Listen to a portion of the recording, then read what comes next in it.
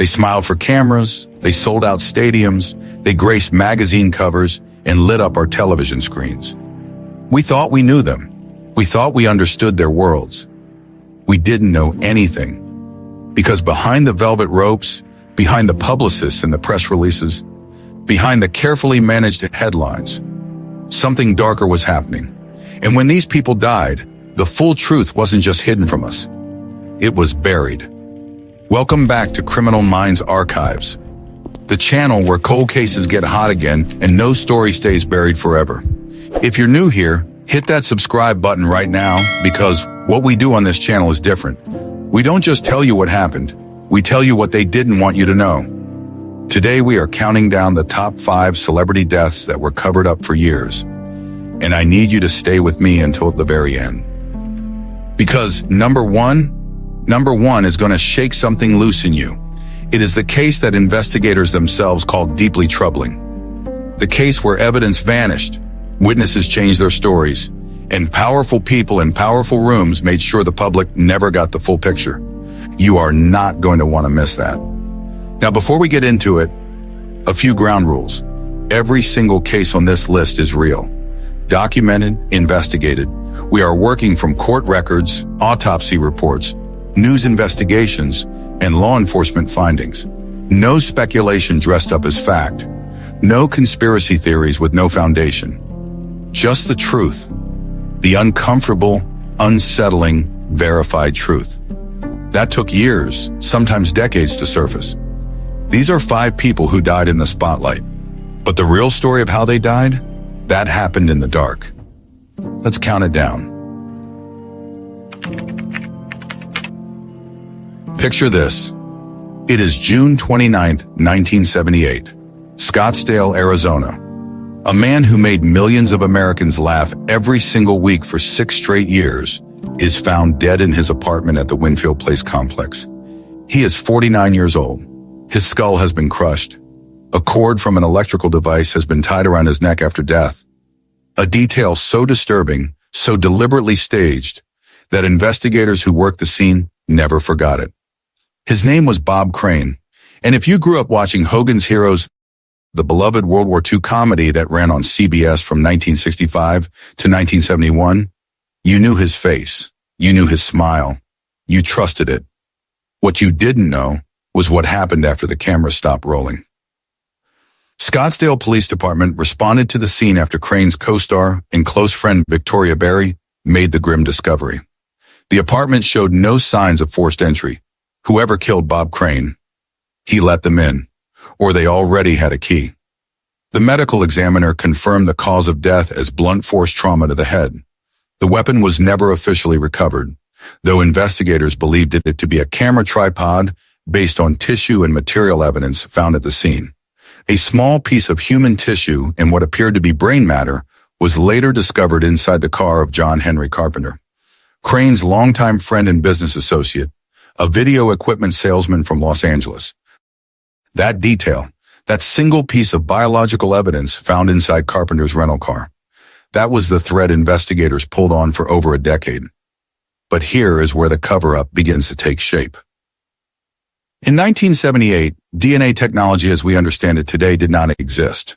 The biological evidence collected from Carpenter's vehicle was not properly preserved.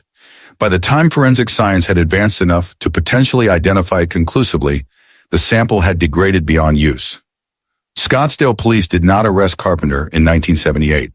They did not arrest him in the 1980s. The case went cold. Bob Crane's family spent years demanding answers that the system seemed in no hurry to provide. It was not until 1992, 14 years after the murder, that Maricopa County prosecutors finally charged John Henry Carpenter with first-degree murder. The trial began in 1994. And then came the verdict that stunned everyone who had followed the case. Not guilty. The jury deliberated and concluded that the degraded biological evidence was insufficient. Carpenter walked free. He died in 1998, the same year the case was officially listed as unsolved, without ever being convicted. Here is what many people don't realize about the Bob Crane case. The reason it took 14 years to even reach a courtroom wasn't purely about evidence. Investigators and journalists who later examined the case closely, including the detailed reporting that informed the 2002 film Autofocus, found that Crane's secret private life created a deliberate reluctance among those close to him to fully cooperate with police. Crane had been living a hidden double life, a compulsive, obsessive private world that his publicists, his network, and the people around him had worked extremely hard to conceal from the public. When he died, powerful interests on multiple sides had reasons to keep certain details quiet. The full picture of his final months, who he was with, what was documented, and what those recordings showed, was suppressed not just by individuals, but by institutional reluctance to let it surface. His son, Scott Crane, has spent decades publicly arguing that the investigation was mishandled from the very beginning. That evidence was not properly secured, that the right questions were not asked of the right people at the right time. Bob Crane deserved better. His family deserved better.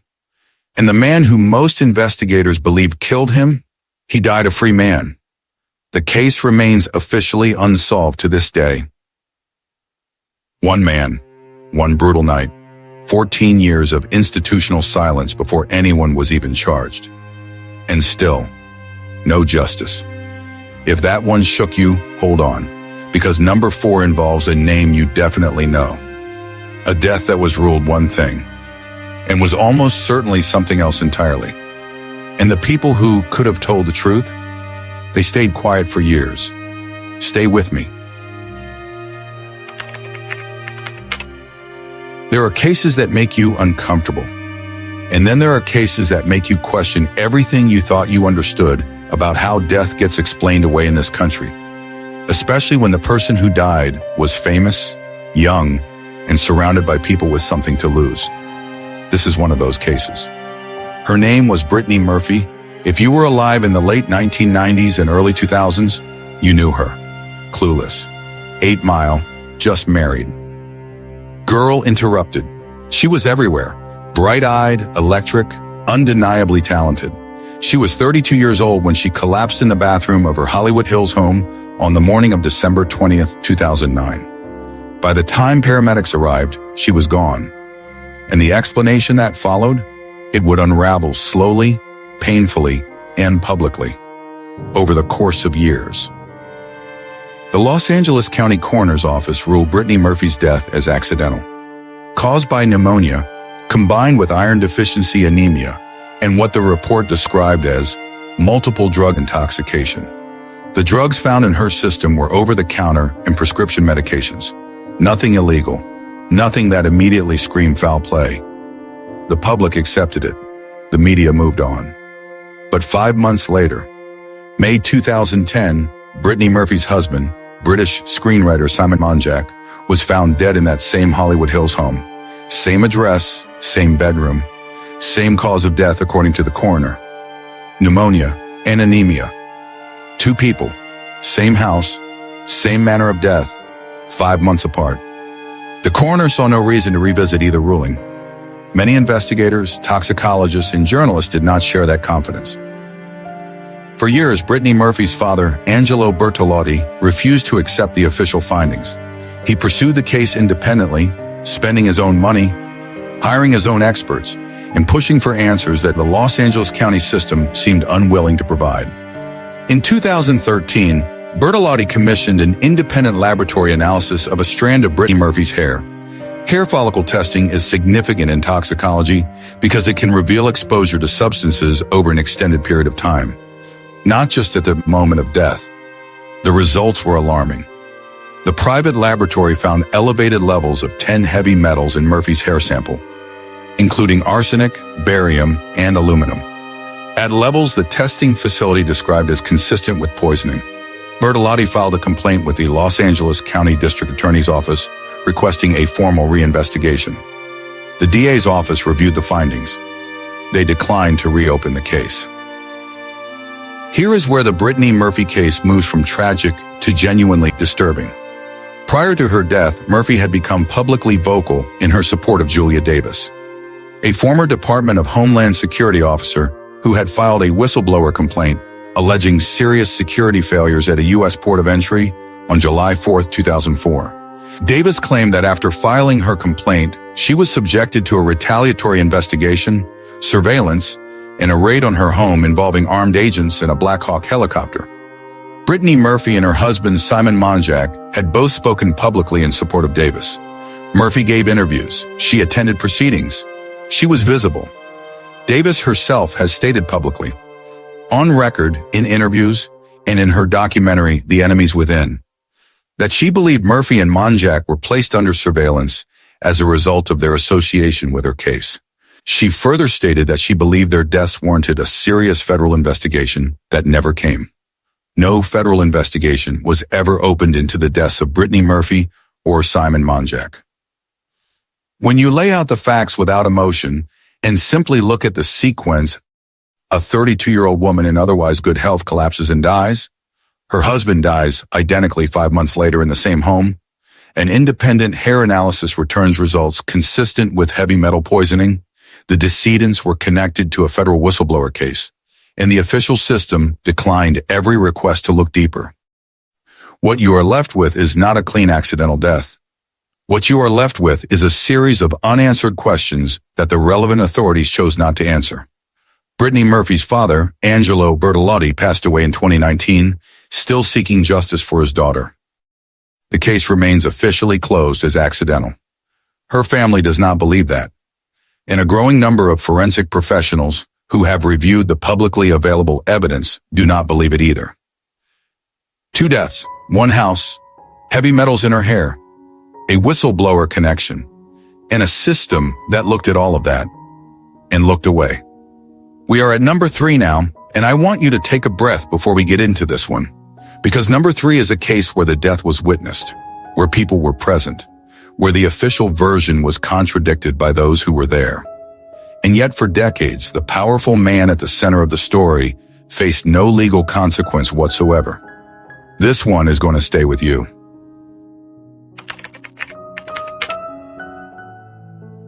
Some cases don't break open because of new evidence. They break open because someone who was there, someone who knew exactly what happened, finally decides they can no longer carry the weight of what they witnessed in silence. That is what happened with Natalie Wood. And when it did, it cracked one of Hollywood's most carefully maintained official narratives wide open. Natalie Wood was not just a celebrity, she was American cinema royalty. A child star who grew into one of the most respected dramatic actresses of her generation. Miracle on 34th Street, Rebel Without a Cause, West Side Story, Splendor in the Grass, 3 Academy Award nominations, a career that spanned 4 decades, a face that defined an era. She was 43 years old when she died. The date was November 29, 1981. The location was the dark waters off Catalina Island, California. And the people present on the yacht called Splendor that night were her husband, Robert Wagner, actor Christopher Walken, and the boat's captain, Dennis Davern. The official ruling at the time was accidental drowning. It would take 30 years for that ruling to be formally challenged. According to the original 1981 investigation conducted by the Los Angeles County Sheriff's Department, Natalie Wood's body was discovered floating in the water approximately 1 mile from the yacht in the early hours of November 29th. She was wearing a down jacket and nightgown. There were fresh bruises on her body. Noted in the original autopsy report conducted by Dr. Thomas Noguchi, then Chief Medical Examiner of Los Angeles County. Dr. Noguchi's original autopsy documented bruises on her arms and legs that he described as consistent with having occurred before death rather than post-mortem. He noted the bruising was significant enough to warrant attention, but ultimately ruled the death accidental drowning with contributing factor of acute ethanol intoxication. The investigation was closed relatively quickly. Robert Wagner was never questioned as a suspect. Christopher Walken gave a brief statement and was not pursued further. Captain Dennis Davern told investigators that Wood had likely slipped while trying to board the dinghy. That was the story. For 30 years, that was the story. In November 2011, exactly 30 years after Natalie Wood's death, the Los Angeles County Sheriff's Department announced it was reopening the investigation based on new information provided by witnesses.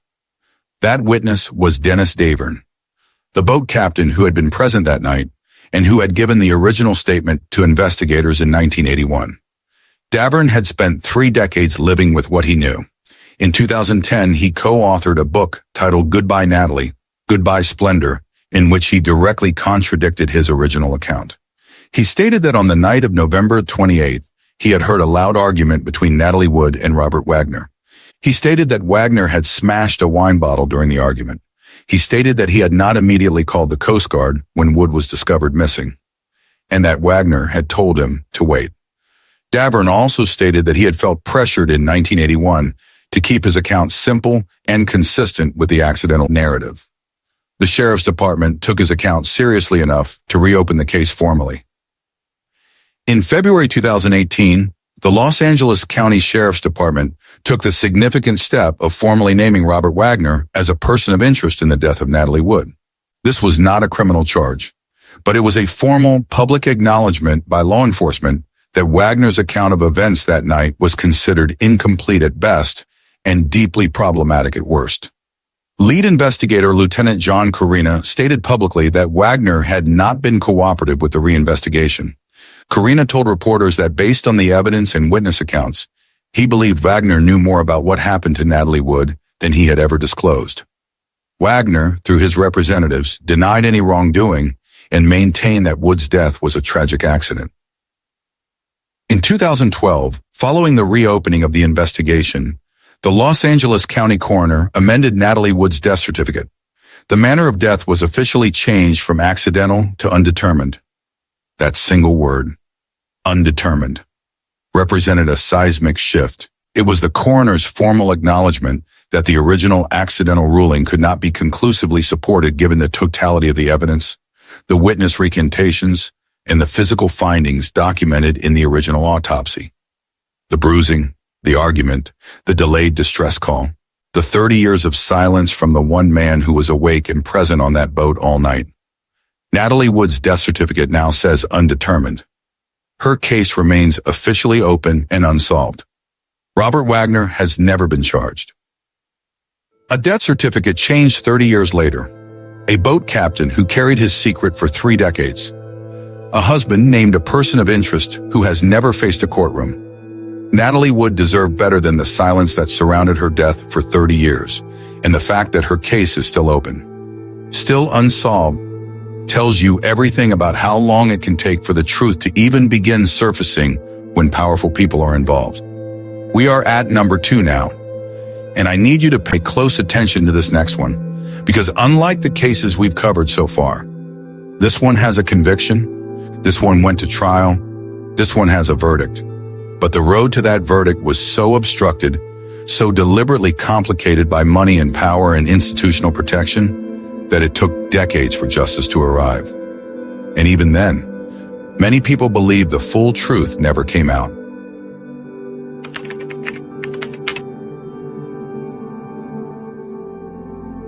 There are murders where the evidence is complicated, where the timeline is murky, where the witnesses are unreliable, where reasonable doubt genuinely exists and the scales of justice have to weigh carefully before tipping in either direction.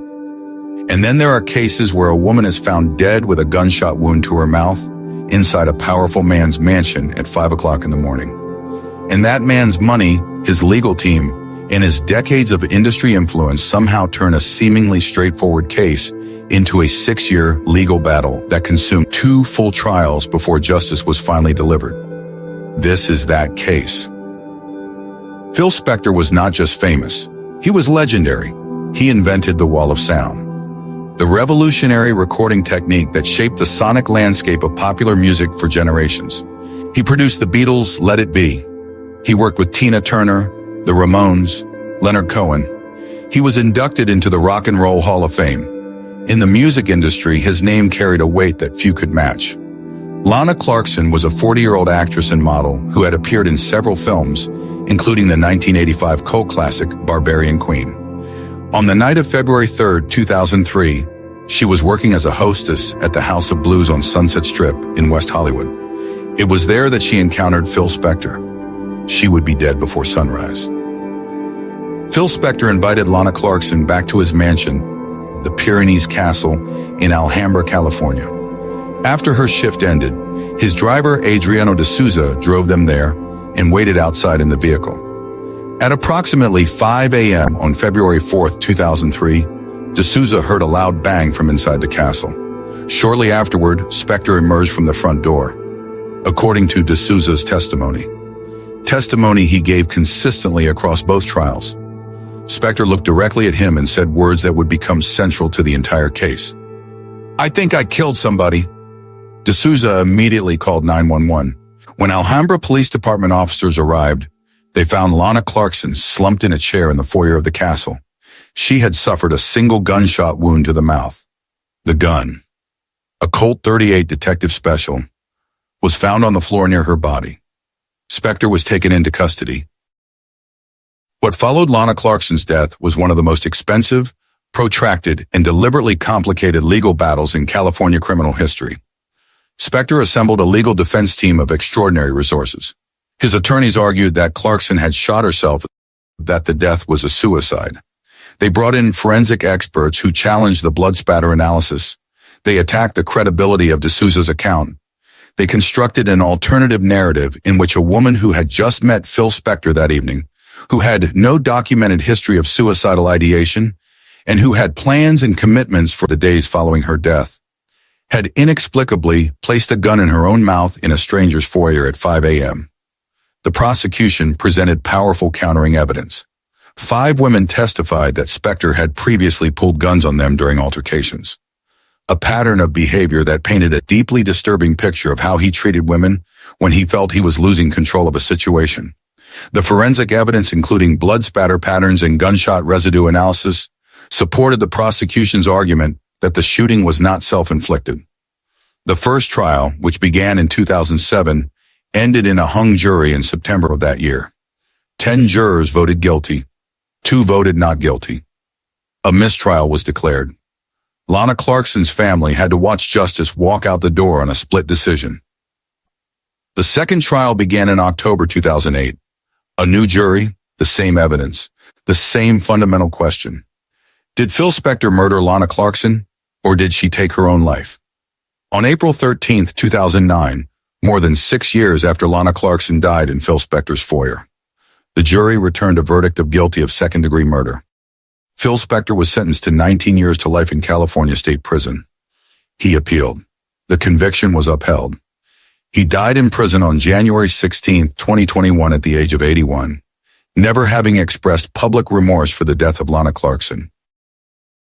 The Spector case is unique on this list because, unlike the others, justice did eventually arrive. But what makes it belong here, firmly at number 2, is the deliberate and resourced effort to obscure what happened in that foyer. The cover-up in this case was not conducted in secret hallways or through institutional silence. It was conducted openly, expensively, and legally.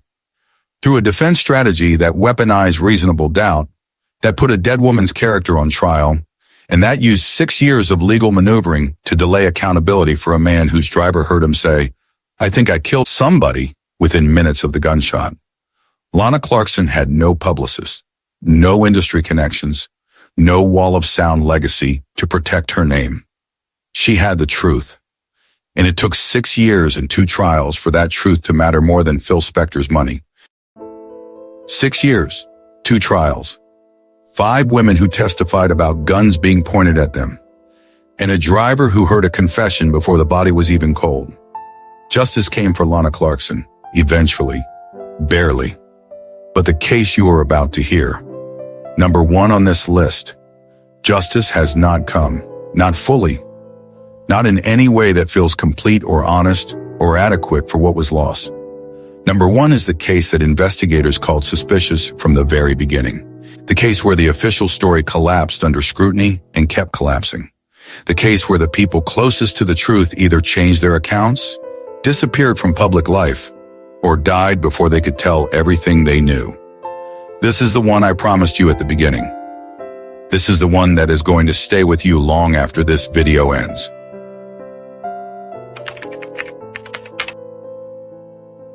There are cases that disturb you.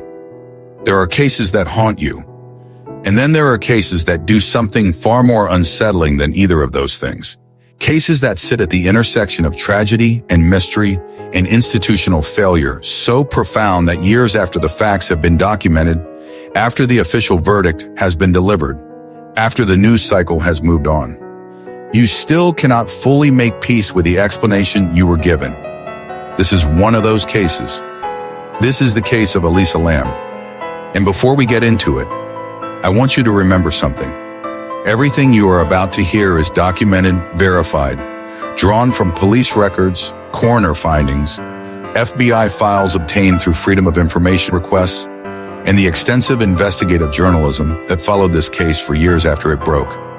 What makes this number one is not just what happened to Elisa Lam.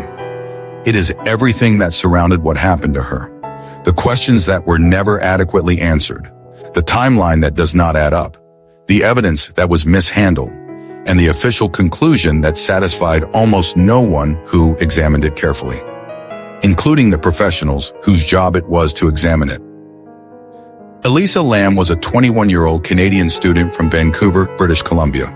She was enrolled at the University of British Columbia and was traveling alone through California in January 2013, a solo trip that took her first to San Diego and then to Los Angeles. She was bright, she was curious. She maintained a Tumblr blog where she wrote openly and thoughtfully about her experiences living with bipolar disorder, a diagnosis she managed with prescribed medication. She was self-aware, articulate, and by every account from those who knew her, she was careful. On January 26, 2013, Elisa Lam checked into the Cecil Hotel in downtown Los Angeles, a property with one of the darkest histories of any building in the United States. The Cecil had been the residence of serial killer Richard Ramirez, the Night Stalker, during his 1984 to 1985 killing spree. Austrian serial killer Jack Unterweger had used the hotel as a base during his Los Angeles murders in 1991. 14 guests had died at the Cecil, many by suicide. Since it opened in 1927, Elisa Lam checked in alone. She was never seen leaving. On February 14, 2013, 19 days after Elisa Lam was last seen, the Los Angeles Police Department released elevator surveillance footage from the Cecil Hotel as part of a public appeal for information on her whereabouts. What that footage showed stopped people cold. The timestamp on the recording is the evening of January 31, 2013, the last confirmed date Elisa Lam was seen alive inside the hotel. The footage shows her entering the elevator alone. She presses multiple floor buttons. The elevator doors do not close. She steps out into the hallway. She looks left. She looks right. She appears to be looking for something, or hiding from something. She steps back into the elevator. She presses more buttons. The doors still do not close. Then she steps back into the hallway, and her body language changes in a way that is deeply difficult to describe and impossible to forget. Her hands move in slow, flowing gestures. Her fingers spread and curl in patterns that appear deliberate, but make no logical sense in context. She appears to be communicating with someone, or something, that the camera cannot see. She walks out of frame. The elevator doors finally close. Elisa Lam is never seen on camera again. On February 19, 2013, guests at the Cecil Hotel began complaining about the water pressure. They described the water from their taps as having a strange color and an unusual taste. A hotel maintenance worker was dispatched to check the rooftop water tanks, large cylindrical cisterns that supplied water to the entire building. Inside one of those tanks, he found the body of Elisa Lam. She had been submerged in the tank for an estimated 17 to 19 days. The tank was sealed. The roof access door was alarmed. The tanks themselves required a ladder to access and were not easily reachable. The hatch on the tank through which Elisa Lam's body was recovered was found closed when maintenance arrived. A detail that investigators and independent analysts have never been able to adequately explain if the death was accidental. How does a person enter a water tank, close the hatch behind them, and drown accidentally? That question has never been satisfactorily answered. The Los Angeles County coroner ruled Elisa Lam's death an accidental drowning in June 2013. The toxicology report confirmed that her prescribed bipolar medications, specifically quetiapine and other psychiatric medications, were present in her system at levels below therapeutic range, suggesting she had not been taking them consistently in the days before her death. The coroner's report noted that her bipolar disorder and the potential effects of medication noncompliance were contributing factors to her behavior and ultimately her death. The LAPD closed the case as accidental, but the questions did not close with it. Independent investigators, forensic analysts, and journalists who examined the case in detail identified several critical points of concern that the official investigation did not adequately address. The first was the elevator footage timestamp discrepancy. The LAPD released the footage stating it was from January 31st. But multiple analysts who examined the metadata in the footage itself noted irregularities in the timestamp that suggested the footage may have been edited or that the timeline presented to the public was not entirely accurate. The LAPD never formally addressed these concerns. The second was the roof access question. The Cecil Hotel's roof was not freely accessible to guests. The access door was alarmed. Hotel management stated that no alarm was triggered on the night Elisa Lam disappeared. If she accessed the roof and the tanks without triggering the alarm. How? And if she didn't trigger the alarm, who let her up there? The third was the physical impossibility argument. The water tanks at the Cecil Hotel stood approximately 8 feet tall. The hatch opening at the top measured approximately 18 inches in diameter. Forensic analysts and physical investigators who examined the tank noted that accessing it from the outside, climbing in, and then closing the hatch from inside would have been extraordinarily difficult, if not physically impossible, for a 21-year-old woman alone at night in a distressed mental state. The FBI was brought in to assist the LAPD investigation. Documents later obtained through Freedom of Information requests confirmed FBI involvement, but provided limited detail on their specific findings. Many sections of the released document were redacted. What makes the Elisa Lam case sit at number 1 on this list is not just the unanswered questions surrounding her death. It is the broader institutional failure that allowed her to be in danger in the first place, and the systematic way in which that failure was minimized in the aftermath. The Cecil Hotel had a documented history of guest deaths, drug activity, and security failures stretching back decades. In the weeks before Elisa Lam disappeared, the hotel was operating a budget travel section under the name Stay on Main, marketing itself to young backpackers and budget travelers, while the main Cecil property above it maintained its dark reputation. Elisa Lam was booked into the Stay on Main section. She was initially placed in a shared dormitory room, but was moved to a private room after her roommates complained about her erratic behavior. Behavior that, in retrospect, may have been the early signs of a serious mental health episode exacerbated by medication noncompliance.